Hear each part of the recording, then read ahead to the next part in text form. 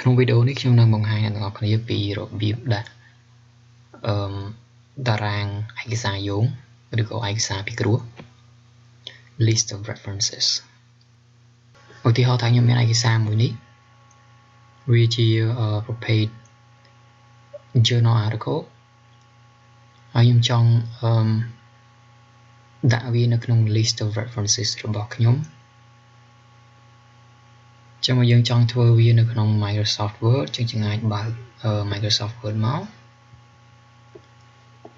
អូខេតបមកចូលទៅក្នុង references ហើយយក manage sources ត្រង់កន្លែងនេះយើងរើសយក new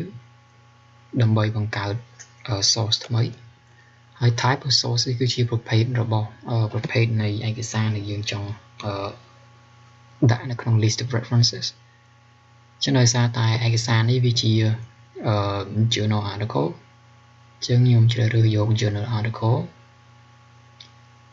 ហើយ author គឺជាអ្នកនិពន្ធឬអ្នកសរសេរ article នៅត្រង់នេះ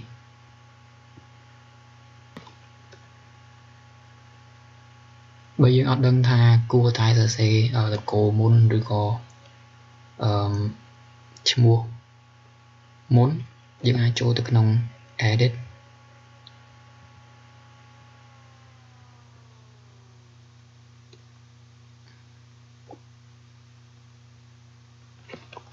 last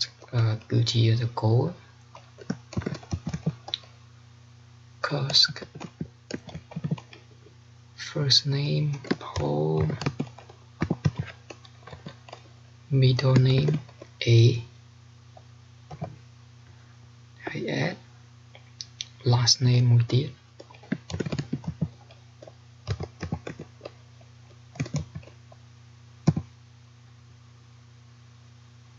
first name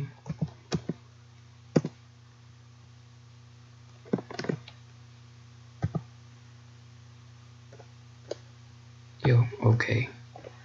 ចឹងយើងបាន list of authors here ហើយ title គឺជាឈ្មោះនៃ article ឈ្មោះនៃអត្ថបទរបស់យើងគឺ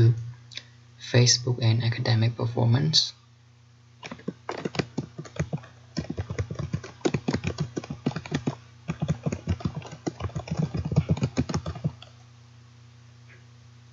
journal name តែ journal យើងឈ្មោះគេគឺ computers in human behavior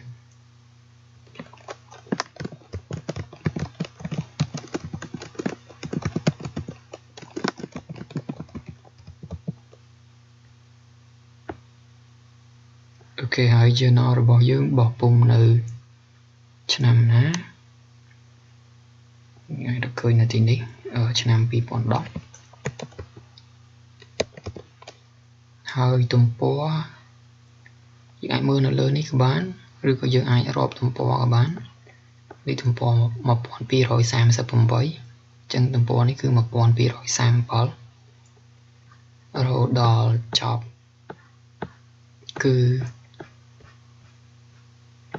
9ទំព័រគឺ1245ចឹងយើងអាចដាក់មក1237ដល់1245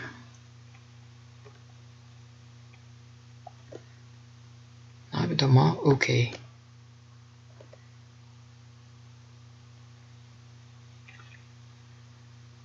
យក close បើយើងមានreference ផ្សេងទៀតយើងអាចដាក់នៅក្នុងយើងអាចបន្ថែមនៅក្នុងហ្នឹងអូខេអញ្ចឹងធ្វើម៉េចដើម្បីដាក់នៅ list of reference បានបន្ទាប់ពីយើងមាន resource យើងមាន sources រួចហើយទីមួយយើងជ្រើសរើសយក style referencing របស់យើងតែយើងយក APA Chicago MLA ទីហោក្នុងករណីនេះយក APA តបមកយក bibliography នេះគឺជា sample ដែលមានស្រាប់ bibliography references works cited ឬក៏យើងអាចដាក់ខ្លួនឯង insert bibliography វានឹងបង្ហាញនៅ reference ទាំង ឡាយដែលយើងមាន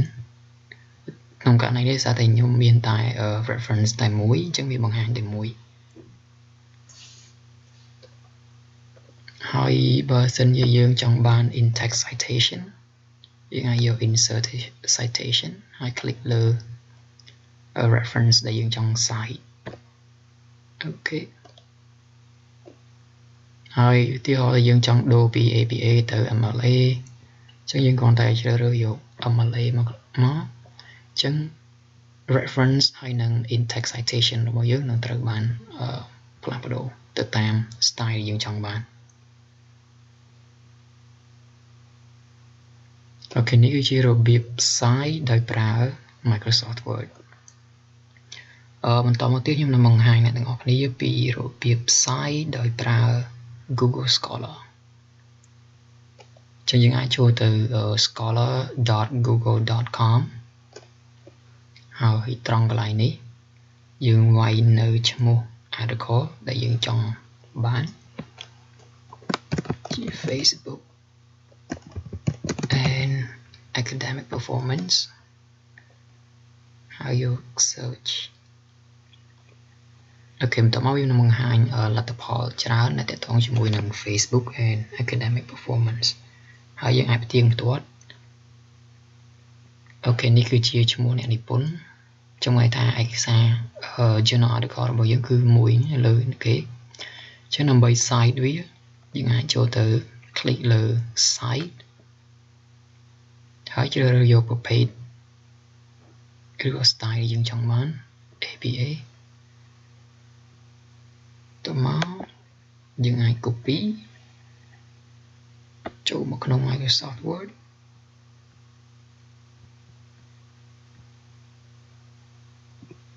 paste អូខេអញ្ចឹងនេះគឺជារបៀបដែលយើងអាចreference article របស់យើងដោយប្រើ Google Scholar វិធីទី3គឺយើងអាចប្រើ website មួយនេះដើម្បីដាក់នៅ reference របស់យើងគឺ www.citethis4me.com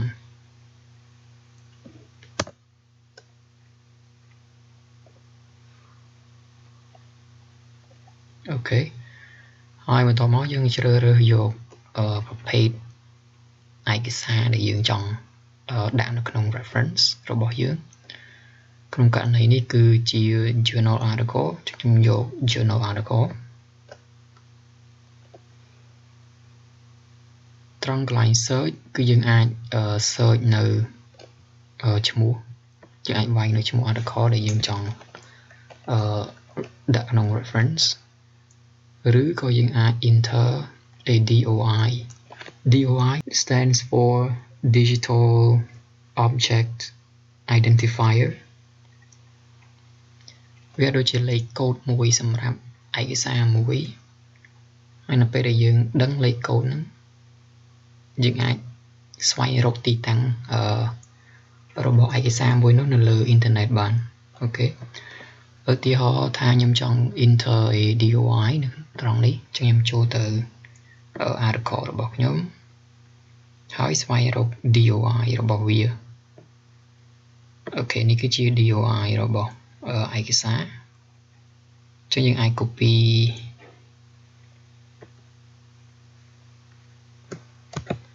តែលេខ DOI ទៀតឲ្យដោយអក្សរ DOI មកជាមួយទេហើយ enter ចឹងវានឹងបំពេញនៅព័ត៌មានដែលចាំបាច់សម្រាប់ reference តោះមកយើងយក insert add reference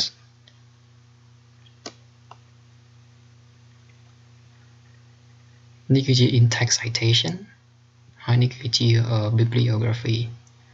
ហើយយើងអាចជ្រើសរើស style នៅត្រង់កន្លែងនេះយក MLA AMA APA MLA Chicago ទីហោយើងយក APA អូខេនេះគឺជា APA ហើយបើយើងចង់ copy bibliography ចូលទៅក្នុង Word copy and paste citation bibliography citation ហើយចូលទៅក្នុង Microsoft Word